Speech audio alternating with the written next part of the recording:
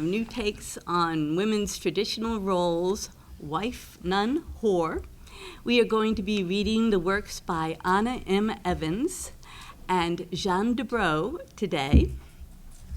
First, I'm going to have the members of my panel introduce themselves, and then I'll give you a brief introduction to the works of the person whose work we're going to be reading first.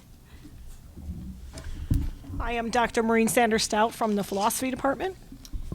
I'm Linda Nelson. I'm the Director of the Academic Commons. I'm Susan McLean from the English Department. Elizabeth Blair from the English Department. Jan Loff, the Dean of the College of Arts, Letters, and Sciences. I'm Pat Brace, the Chair of the Fine Arts and Communication Department. Maria Kingsbury from the Library. Lisa Lucas-Hurst from the English Department. Ruth Thompson from the English Department, and I also advise the campus newspaper, The Spur, which comes out tomorrow. Get yours. And I'm Kristen Barnhart. I'm a freshman at SMSU. This reading today is part of the celebration of March, which is Women's History Month, and it is sponsored by the SMSU Women's Studies Committee. I also want to invite you to another event that is coming up next Thursday at noon in this room. We are going to have the reading by the 3 winners of the Telling Women's Stories contest. That will be poems and a story, and that will take place at noon in this room next Thursday. First, we're going to read the works by Anna M. Evans. She is British. She's married with 2 daughters and lives in New Jersey.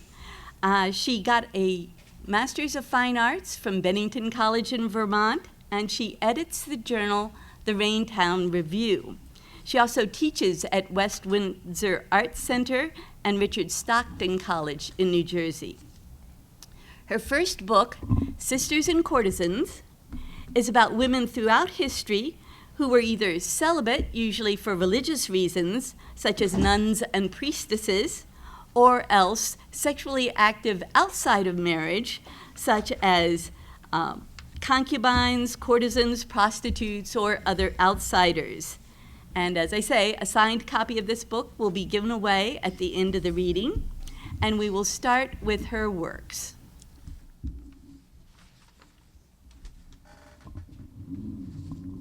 My life as a Vestal Virgin. It smells of earth inside this tiny room beneath the ground. The guards have sealed it up.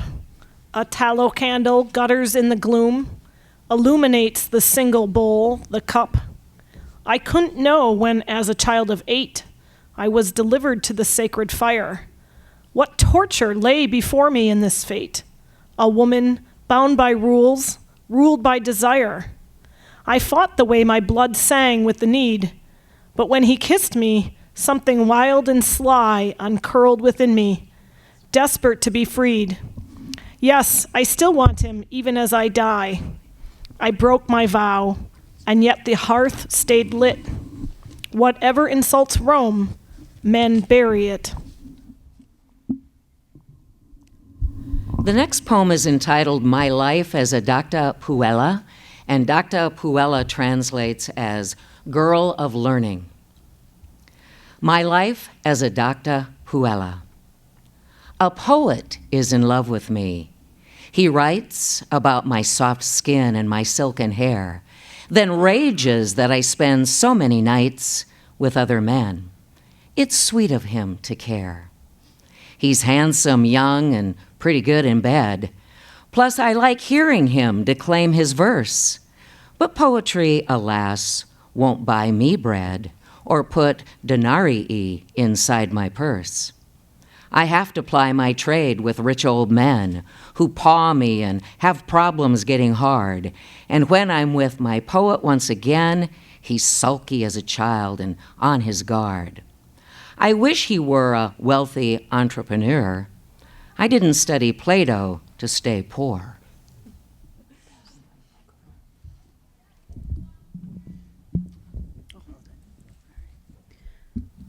My life as a Han Dynasty concubine. The emperor has hundreds just like me, sent here as tributes, bribes, or just because a daughter's worth so little by our laws. I doubt if I will ever get to see the room of his imperial majesty, and that's just fine. My daily household chores are light, and I have discovered where the key hangs that unlocks the palace library. I've taught myself to read behind closed doors, while others consorts jockey for his time and press their portraits in his eunuch's hand. I am busy learning how to write in rhyme. No one, of course, will ever read a word, and that's just fine. It's better in this land to speak out, only if you cannot be heard.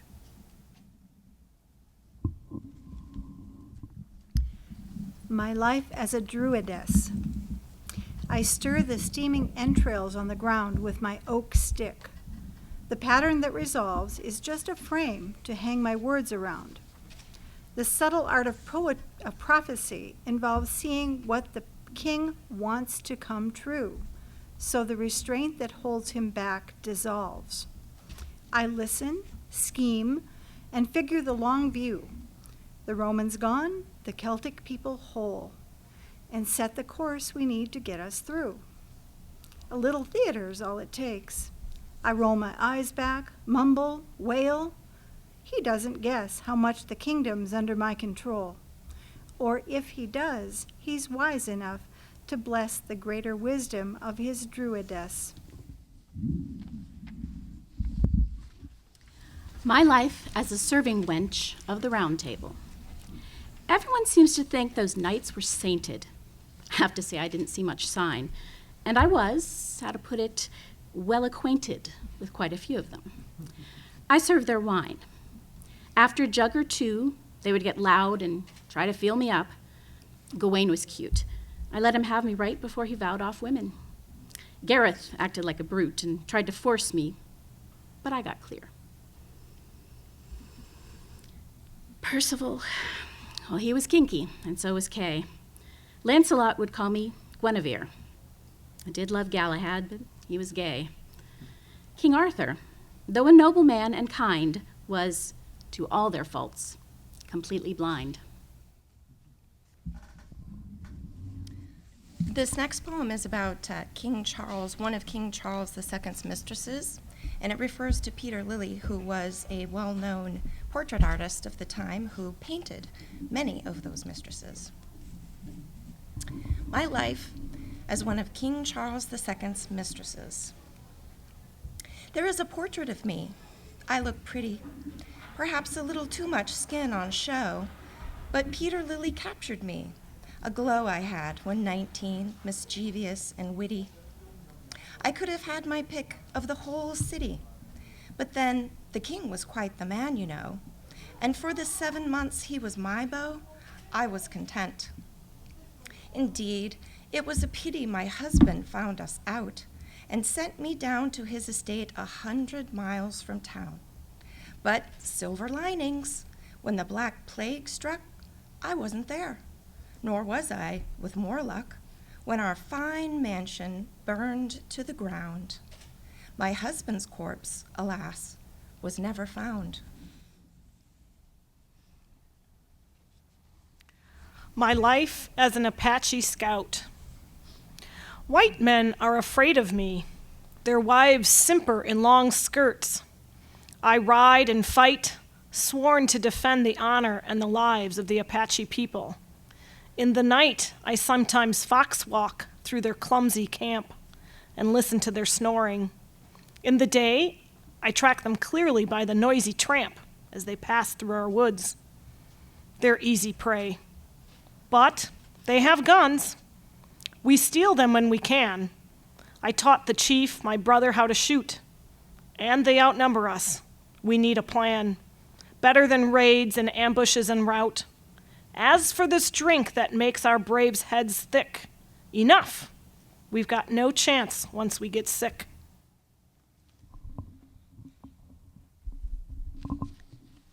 My life as a Victorian streetwalker. It wasn't what I dreamed of as a kid.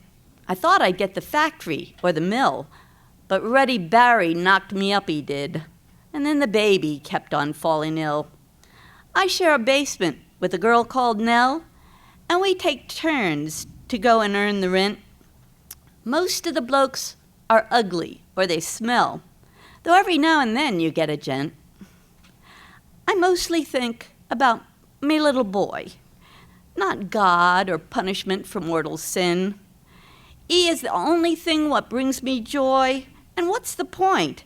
There's no way I could win. I'm up against the wall or on me back. And either way, the next one might be Jack. My life as a sworn virgin of Albania. Most people think I did it to escape my marriage contract. He was old and mean, and sex would have been tantamount to rape. But that's not really why.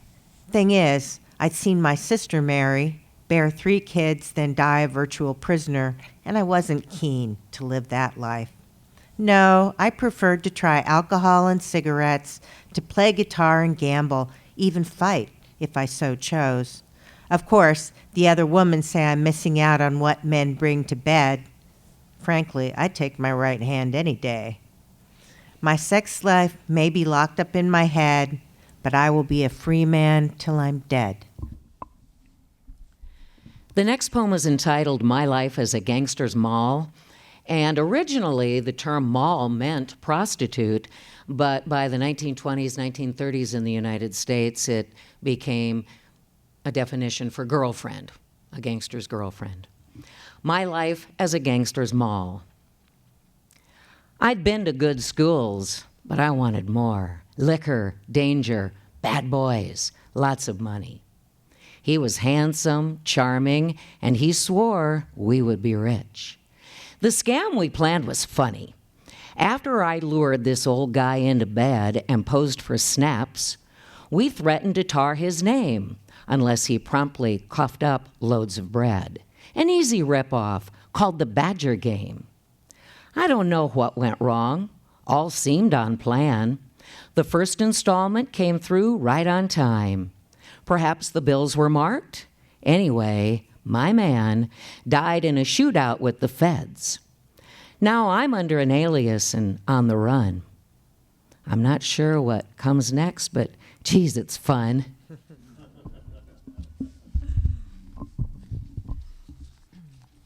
My life as a Polish nun during World War II. We ran an orphanage in Old Gdansk, which overflowed in 1939. Daily, the Germans rolled by in their tanks. We kept our heads well down and towed the line. But any child that came here in the night, no questions asked, was never turned away.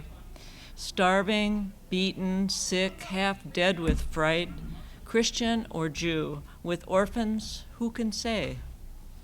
We had to teach the Jewish ones the creed so the Gestapo wouldn't know our game. The irony of sowing that small seed, it wasn't lost on me, though not our aim. Children are dear to God, Gentile or Jew. We wanted to save them all. We saved a few.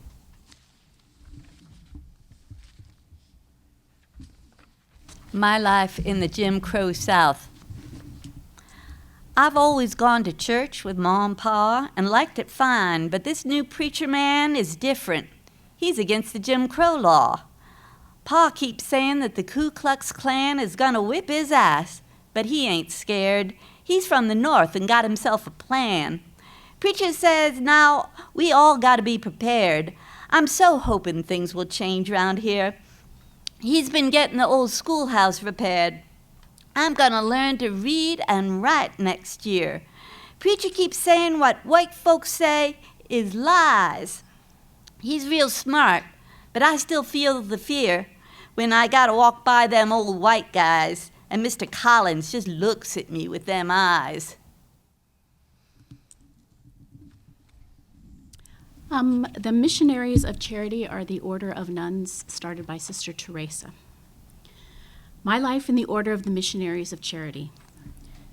Let's get this straight.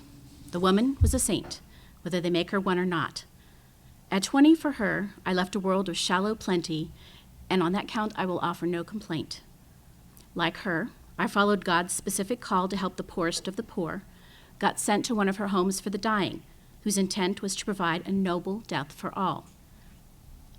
But noble death to her meant something odd, that everyone should suffer like the Lord, so pleas for drugs to ease pain were ignored, and dying men went screaming to God.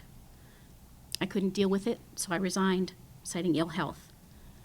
The Christ I love is kind. My life as a crack whore. Need a hit so bad, I'm gonna die. Pull my skirt up so some guy will stop. Everything goes away when I get high. Got raped once and went to see a cop. Laughed and said he wondered why I cared. Searched me with his hands inside my top. Get high when I'm hungry, cold, or scared. Miss my kids. They're at my ma's. It's cool. Haven't seen them lately. Haven't dared. Pipe dream of quitting, going back to school, be a counselor for drugs, 'cause I get what it's like. Yeah, I'm no one's fool. No, you can't stop easy. This is why. Everything goes away when you get high. Now we will switch to the poems of Jehanne Dubrow, who was a daughter of American diplomats and was born in Italy and grew up in Yugoslavia, Zaire, Poland, Belgium, Austria, and the United States. She got a BA from St. John's College and an MFA from the University of Maryland and a PhD from the University of Nebraska at Lincoln. She's an associate professor of creative writing at Washington College and has written 5 poetry books. The third book, Stateside, uses the figures of Odysseus and Penelope from Homer's Odyssey to talk about what a modern military wife goes through before, during, and after her husband is deployed to a war abroad. Secure for sea, maritime terminology. It means the movable stays tied, lockers hold shut.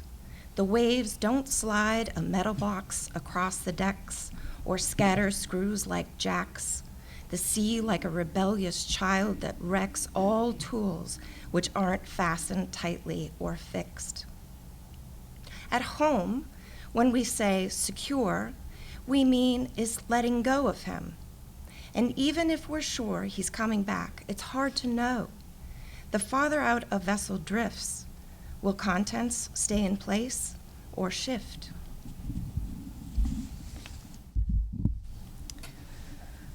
Whiskey, Tango, Foxtrot. What the fuck?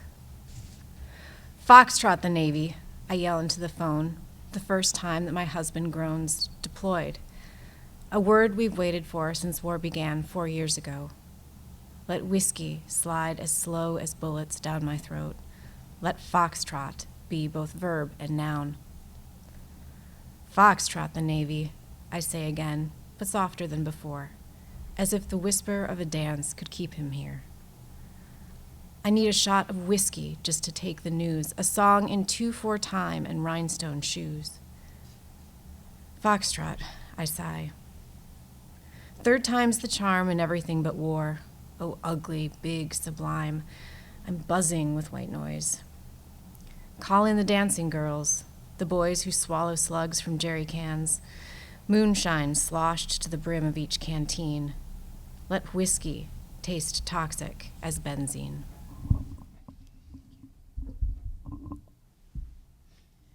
Swim test. In the swimming pool, my husband is a stone that cannot float. He's made for running through our neighborhood, which leads him down to where the concrete goes to gravel, then turns to harrowed fields at the edge of town, where wind pushes through the corn, and the crow that drags itself up sounds like a man drowning. All things sound like drowning if you listen. There are other guys who sink, the ones grown up in cinder block cities who have never seen the beach, or the ones like my husband, too thin for buoyancy. They have learned to inflate their own shirts, blow bubbles of air in the sleeves, fasten the limbs together, a raft that holds them on the surface long enough. After a deep water jump, then a 50-yard swim, the sailors lie prone, their flotsam drifting in the ocean. The hardest part is playing dead, to be broken, inert, when what the body wants is motion, to kick like a sprinter toward the finish line, at least to tread water, not to breathe it in.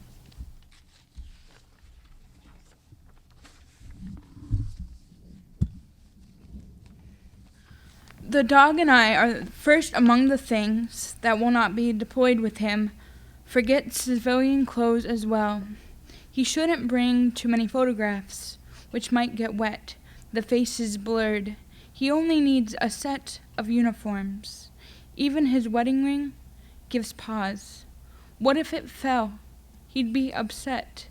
To dent or scratch away the gold engraving, the sea bag must be light enough to sling across his shoulder, weigh almost nothing, each canvas pocket emptied of regret.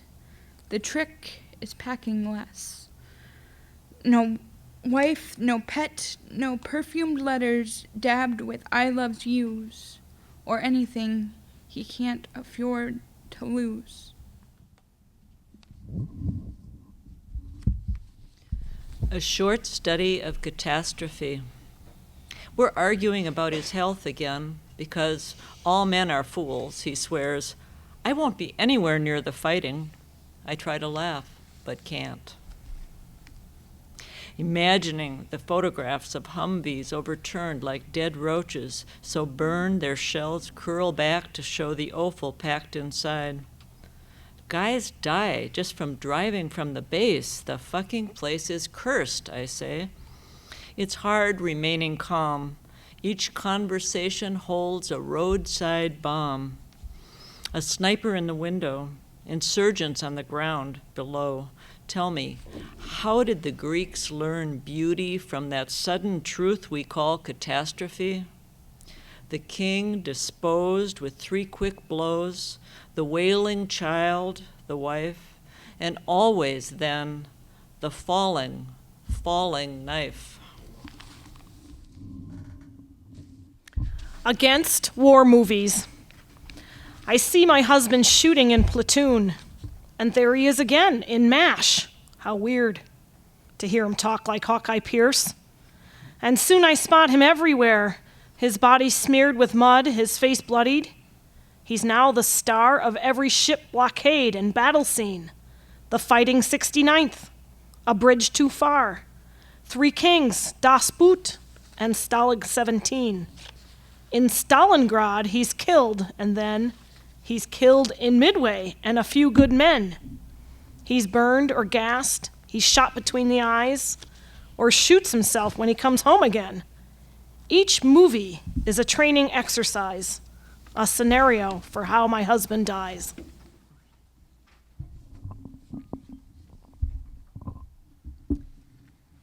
Reading Stephen Crane's War is Kind to my husband. I packed your sea bag today, 6 pairs of pants, shirts folded in their rigid squares, your socks balled up like tan grenades. I put my photo in as well, laid in there between the Kevlar vest and heap of clothes. Don't weep, the poet warns. Don't weep. On 60 Minutes, a soldier turns his face toward us, shows the camera his burns. Small metal slivers still embedded in the skin. His mouth, a scrap of ragged tin. The young man's face was beautiful before, smooth, unblemished as my own. For war is kind, I read. Great is the battle god. And great the auguries, the firing squad, the sickly green of night vision that cuts the darkness open at its seams, gutted and spilling on the sand. Great is the Glock, the Aegis combat system, the Black Hawk circling. Great are the K-bar fighting knives, the shells that sing through air as if alive. Ithaca. There's war beyond the shores, but here there's Dairy Queen and Taco Bell, the Westfield shopping mall, the cell phone superstore, Home Depot, Sears. And home remains a metaphor for something else. A wife who tries to guard her chastity, ties it like a yellow ribbon to her door, sticks it to the bumper of her car, so that the neighbors know she sleeps alone, almost a widow to the Trojan War. Her love preserved in plastic wrap, like some dessert too beautiful to taste. At PTA meetings, she's chased by divorcees and other glum suitors. Nobody seems to care that she still wears a wedding ring. Odysseus is gone, same thing as being dead. And so men stare at her when she buys groceries or takes the dog out for a pee. She's Ithaca, trapped in her own body, an island circled by the seas. Penelope on a diet. And of course, Penelope is, Odysseus is Penelope. Penelope on a diet. She's tried them all before and always failed. The war against her waistline more than she can win alone. Eating dinner on her own, some broth, a chicken bone, clad in a scrap of meat, a lettuce leaf replete with vinegar. Defeat is just a Hershey bar away, the gallon jar of peanut butter not far enough beyond her reach. Some dieters beseech the gods for help. South Beach and Atkins are divine, two deities thin as twine. Some women choose to dine on nothing but the breeze, or no white foods, or string cheese, ham and raspberries. Some women pick protein instead of carbs, caffeine instead of lunch. They've seen the opposite of fat is never thin. It's that solitude she can't combat. No matter what she eats, she's still alone, still cheating on a fast she won't complete. Another diet. There will be no way then to fill her stomach up, no pill to kill the appetite. Alone, she will recite a prayer for each bite of food. How good to digest cardboard, how very blessed that thirst can be suppressed.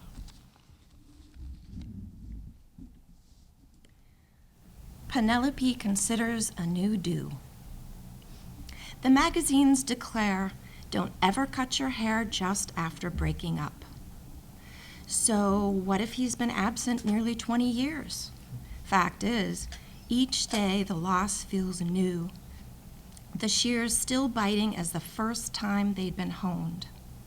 Looks like he's never coming back.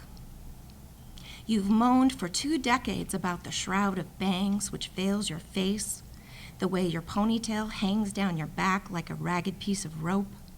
Your follicles have given up all hope of hair that moves, of Farrah Fawcett's flip, Meg Ryan's shag, or anything so hip as the pixie, the asymmetric bob. Go see the stylist to the stars and sob your story out. That endless Trojan War, those gods. Andre has heard it all before. He'll trim away those dead ends so razor fast, chop, chop, snip, snip. You'll wonder why the past cannot be sliced so easily away, or dyed a golden shade to hide the gray.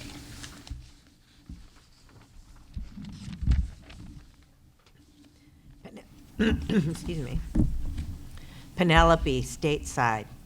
On an island called America, start fantasizing of the sex you had with him.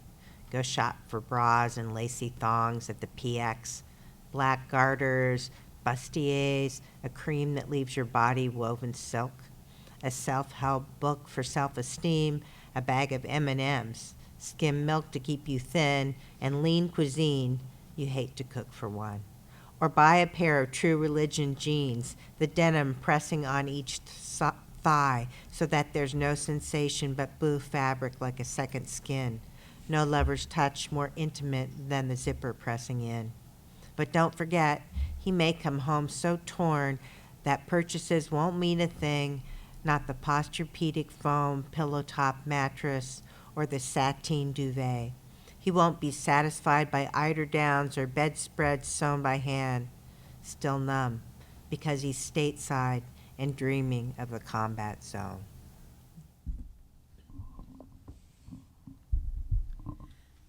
In Penelope's bedroom, a bottle of cologne still waits and waits for his return, evaporates to leave the passage of its scent behind. She wonders where the fragrance went. The right side of the bed must stay his side. She slips into her negligee as if she's dressing still for him. Perhaps her body cannot learn its grim topography. She knows that life has dried her up. How terrible to be a wife made widow and yet still remain married. What inaccessible terrain. Whole regions that he used to kiss are now abandoned land. What does she miss the most? Without Odysseus, even her skin becomes extraneous, a wrinkled, dusty map with few directions home. But long ago, trees grew in her, an orchard of perfume that filled the furthest corners of the room. The title of this poem is Enophilia, which means love of wine. Those months away from you, I teach myself to cook with wine, admiring the change a Beaujolais enjoys inside the pot, its sly divestment of alcohol slowly from the heat, like a girl unbuttoning her blouse. I'm indiscriminate. All reds will do because you've never had a taste for white. The frigid Chardonnay or Pinot Gris, so chilled it makes the crystal goblets sweat. You're loyal to the glass of claret light.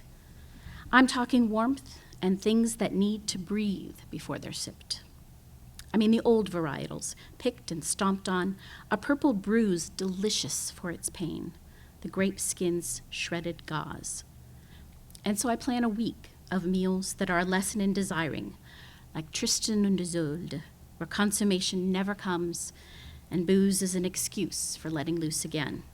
Again, the bottle spilling liquid from its open mouth, the green neck sticky there, our tongues discovering the metal tannins, and something close to blood, but sweeter.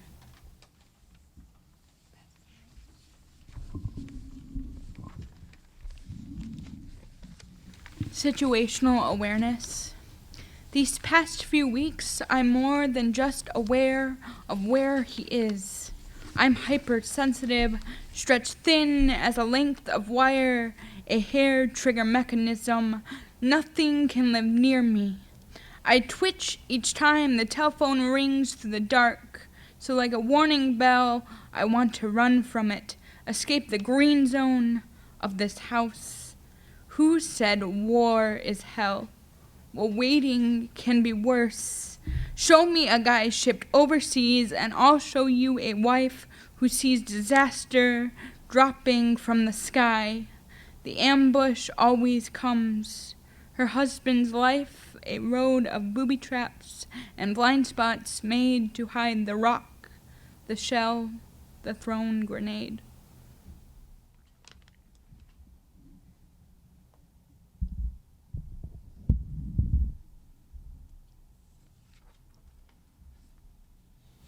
Stateside. If there is such a thing as elasticity, then we are stretched nearly to the breaking. The weight becomes my pulse. Come home, come home. Day 8, day 9, day 10, day 63. When he comes home, our miles increase. The band pulled taut between our separate points. And where released, made slack again, we almost don't belong. Inside the same time zone, much less this house. He's spouse instead of lover, stateside instead of overseas. I feel myself withdrawing from his hand, a touch I want but barely understand. VJ Day in Times Square. This is how distances begin. We two, who hurry like a pair of travelers through our home, each room a city block, and often we are miles from talking. I could wave at you from a kitchen chair as though in a cafeteria. Upstairs becomes its own municipality. Sometimes there is the cordiality of namelessness, the way one passerby might intersect, then hold another's eye, smiling before the traffic light turns green. But opening an art book, I've seen us in that shot by Alfred Eisenstadt. Remember? A sailor holds a nurse, his hat askew, so that it seems about to fall, forever tilting on his head. She's small, although her body curves like steel, a bridge suspended in that kiss. There's courage in collision. Two pedestrians touch, embracing in a photograph with such quick ease, it's hard to know why when we meet, we're cold as strangers passing on the street.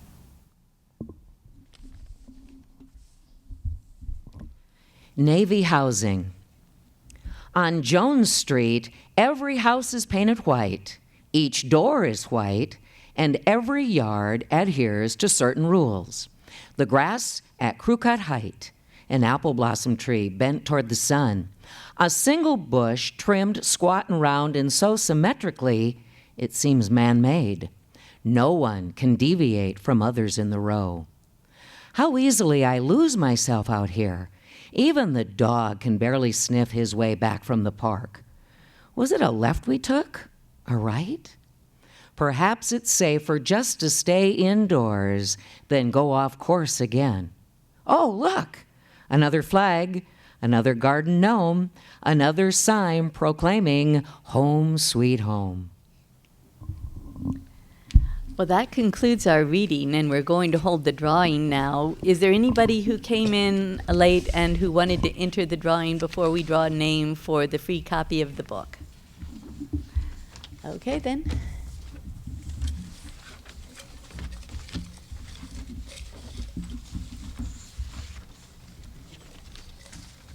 Just stirring them.